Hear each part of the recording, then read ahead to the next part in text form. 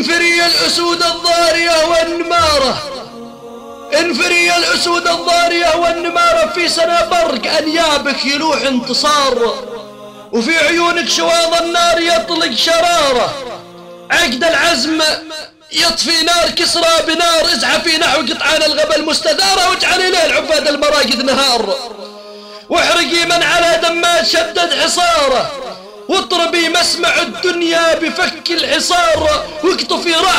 رأس الزندقة والقذارة، مصدر الرجس والتضليل ساس البوار، واهتكي عنها أثواب التقى المستعارة، بعد نزع القناع الهاشمي المستعار، دام والحرب كانت في البداية خيارة، في النهاية قبلناها كآخر خيار، آن أن يعرف أن يمناه قصة يساره، وأن بغيه على دماج كان انتحار. عزوتي يا بني عمي رجال الصدارة، نسل أبو حفص من للعدل أرسى منار، ويا رجال اليمن منهم حتى أسماره، أرض دماج نادت في البدار، وجهوني الروافض غارة تلو غارة، لين تدخل كلاب الرافضة كل غار،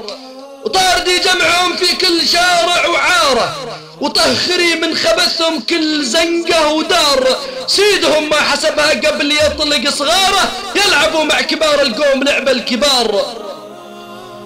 ويا قروم السعودية رجال النعارة، يا مجيرين من جا صوبكم واستجار، والله نردكم بالحيل طال انتظاره، ما رحنا رجال ما نمل انتظار، ننتظر فزعة الجار الوفي لجل جاره، الذي نصرته من أصل حسن الجوار. وانت يا الصقر خذني الشيخ يحيى بشارة، كلهن اتخذنا الموت دونه قرار، اتقي ينقي ثوب الديانة شعاره، مرتدي فوقها ثوب السماحة دثار. وقل لإيران لا تلعب علينا شطارة، صار ما بيننا ثارات ما هو بثار. وقل لإيران لا تلعب علينا شطارة،